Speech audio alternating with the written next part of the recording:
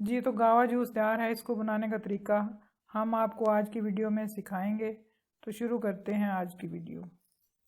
बिस्मिल्लाहिर्रहमानिर्रहीम। अस्सलाम वालेकुम नाजरीन, एक दफ़ा फिर आपकी खिदमत में हाज़िर हूँ।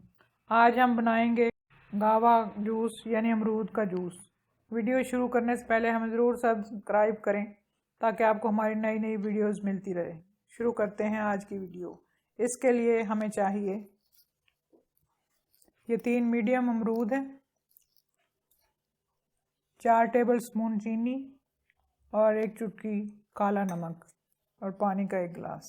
अमरूद ब्लेंडर में डालें, चीनी डाल दें, साथ ही नमक भी डाल दें। इसमें थोड़ा सा पानी डालें और इसको ब्लेंड करें।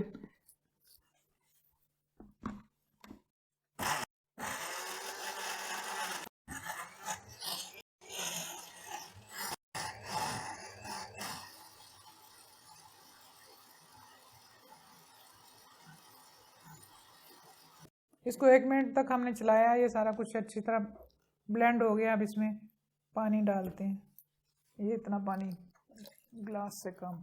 अब इसको दोबारा ब्लेंड करते हैं।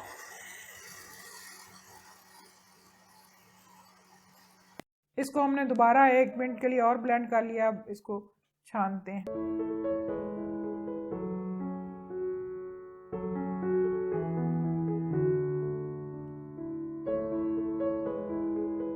ये अमरूद के जूस को छान लिया, इसके अंदर ये बीज निकले हैं।